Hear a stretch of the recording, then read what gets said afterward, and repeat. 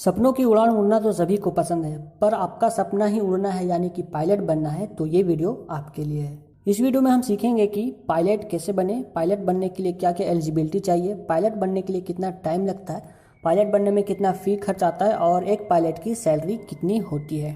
वैसे तो दो तरीके के पायलट्स होते हैं, एक होता है पायलट जो कमर्शियल प्लेन उड़ाता है जिसमें पैसेंजर्स ट्रैवल करते हैं, और एक होता है जो एयरफोर्स में होता है। इस वीडियो में हम बात करने जा रहे हैं कमर्शियल पायलट की, जिसमें आम लोग ट्रैवल करते हैं। एयरफोर्स पायलट की वीडियो में इसके बाद में पब्लिश कर दूंगा, तो वो भी आप जाके देख सकते हैं। तो करते हैं शुरू से शुरुआत और बात करते हैं एलिजिबिलिटी की। सबसे पहले बात करते हैं एजुकेशन की। तो आप सबसे पहले 12th पास होने चाहिए और 12th में आपके साइंस सब्जेक्ट होने चाहिए with physics, chemistry and math. 12th class में एटलीस्ट आपके 50% मार्क्स होने चाहिए, यानी कि अगर आप स्कूल में हैं या अभी 10th क्लास में हैं तो आपको आगे चल के 11th 12th में साइंस लेना होगा फिजिक्स, केमिस्ट्री और मैथ के साथ, और आपको उस 12th के एग्ज़ाम को पास करना होगा एटलीस्ट 50% ला के।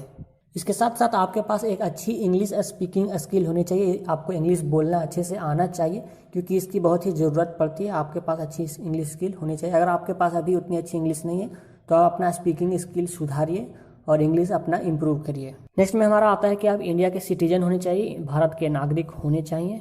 जब आप 12th क्लास पास कर जाते हैं या फिर जब आप 12th क्लास में होते हैं तो आपको DGCA यानी कि directorate general of civil aviation government of India की वेबसाइट पे जाके क्लास 2 मेडिकल सर्टिफिकेट के लिए अप्लाई करना पड़ता है। ये एक मेडिकल सर्टिफिकेट होता है जहाँ पे आपकी मेडिकल कंडीशन की जो है रिपोर्ट आपको दी जाती है, और ये चीज़ आपको करनी ही पड़ती है क्योंकि आपको प्लेन उड़ाने के लिए मेडिकली फिट होना चाहिए। इसके बिना आपको लाइसेंस नहीं मिलेगा पायलट बनने का। और इस वेबसाइट पे जाके अप्लाई कैसे करना है ये चीज़ आप यूट्यूब पे जाके सर्च कर सकते हैं। इस टेस्ट में आपका कलर विजन, ब्लड प्रेशर और प्राइवेट पार्ट्स, ECG और आपकी हेयरिंग, आपका सुनने की शक्ति कितनी है, लगभग सारी चीज़ें आपकी बॉडी की टेस्ट की जाती हैं और उसकी एक रिपोर्ट आपको मिलती है। जब आप क्लास 2 मेडिकल सर्टिफिकेट ले लेते हैं तो फिर आपको डिफरेंट फ्लाइंग स्कूल के वेबसाइट पे जाके इंट्रेंस एग्जाम के लिए अप्लाई करना होता है।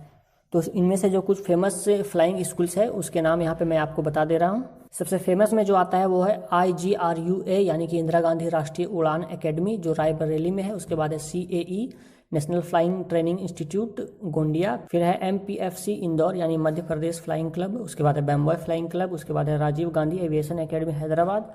तो ये कुछ जो है टॉप के फ्लाइंग स्कूल से, इनकी एंट्रेंस की फॉर्म आप भर सकते हैं इनकी वेबसाइट पे जाके। और भी बहुत सारे क्लब्स हैं। तो आपको सबसे पहले तो ये चेक कर लेना है फॉर्म भरने से पहले कि उस जो फ्लाइंग स्कूल है वो DGCA से प्रमाणित है या नहीं। अगर आप प्रमाणित सर्टिफाइड है, प्रमाणित है, तो उसके लिए आप अप्लाई कर सकते हैं उस स्कूल में एडमिशन के लिए। अप्लाई करने के बाद आपको देना होता है इंट्रेंस टेस्ट, और इंट्रेंस टेस्ट पास करने के बाद आप फ्लाइंग स्कूल में एडमिशन लेते हैं। यहाँ पे आपको 3 तरह के लाइसेंस लेने होते हैं, जो कि है SPL यानी कि स्टूडेंट पायलट लाइसेंस, उसके बाद आता है PPL यानी कि प्राइवेट पायलट लाइसेंस, और उसके बाद है CPL यानी कि कमर्शियल पायलट लाइसेंस।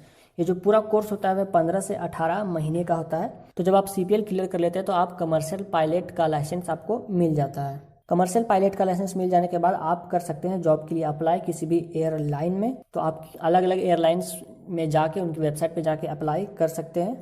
तो जब आप एयरलाइंस के लिए अप्लाई करते हैं तो वो आपका टेस्ट लेगी, आपकी प्रैक्टिकल और थ्योरी की, और आपको वो टेस्ट पास करना होता है, क्लियर करना होता है। जब आप वो टेस्ट पास कर जाते हैं उसके बाद जो एम्प्लॉयर होता है, जो आपको नौकरी देता है, जो एयरलाइन, वो आपको ट्रेनिंग के लिए भेजता है जिसको बोलते हैं टाइप रेटिंग की ट्रेनिंग। इसमें क्या होता है, बेसिकली टाइप रेटिंग की ट्रेनिंग में आपको किसी स्पेसिफिक प्लेन को उड़ाने में एक्सपर्ट होना पड़ता है, उसकी ट्रेनिंग नहीं पड़ती है क्योंकि अलग अलग तरह के एरोप्लेन होते हैं, कुछ छोटे हैं तो कुछ बड़े होते हैं, कुछ कमर्शियल होते हैं, कुछ जेट होते हैं, प्राइवेट प्लेन्स होते हैं। तो आपको किसी एक तरह का प्लेन को उड़ाने का ट्रेनिंग लेना पड़ता है जिसको बोलते हैं टाइप रेटिंग। जब आप टाइप रेटिंग ले लेते हैं तो आप कमर्शियल प्लेन उड़ाने के लायक हो जाते हैं और उसके बाद आपको सैलरी मिलना स्टार्ट हो जाती है। तो ये तो हुई सिलेक्शन प्रोसेस के बाद, पायलट बनने के बाद। अब हम लास्ट में बात करते हैं फ़ी की और सैलरी की। आपको कितना फी लग जाता है, कितना खर्चा करना पड़ता है और आपको फिर सैलरी कितनी मिलती है। तो अगर आपको एक कमर्शियल पायलट बनना है तो आपको काफ़ी ज़्यादा पैसे खर्च करने पड़ते हैं। मैं मिनिमम में लेके चल रहा हूँ तो आपको 60 से 80 लाख रुपए लगाने पड़ जाते हैं क्योंकि ये एक महंगा कोर्स होता है, इसमें काफ़ी ज़्यादा पैसे खर्च करने पड़ जाते हैं। ये जॉब एक हाई क्लास जॉब है और एक हाई पेइंग भी जॉब है। इसमें काफ़ी ज़्यादा पैसे भी मिलते हैं, लेकिन उससे पहले आपको पैसे खर्च करने भी पड़ते हैं। लेकिन जो आप पैसा इसमें खर्च करते हैं वो आपके सैलरी से 2-3 साल की सैलरी में आराम से रिकवर हो जाता है। तो अब बात करते हैं सैलरी की कि आपको सैलरी कितनी मिलती है। तो अगर बात करते हैं एंट्री लेवल पायलट की, जो कि फ्रेश ज्वाइन होता है, तो उसकी सैलरी लगभग 1.5 लाख से मिलनी लग जाती है। 1.5 लाख तक की सैलरी मिलती है। और अगर आप सीनियर पायलट बन जाते हैं, सीनियर हो जाते हैं, तो आपकी सैलरी 5 लाख तक पहुंच जाती है। तो ये था पूरा ओवरव्यू। 12th के बाद आप कैसे कमर्शियल पायलट बन सकते हैं, आपको क्या क्या करना होगा, क्या एलिजिबिलिटी है।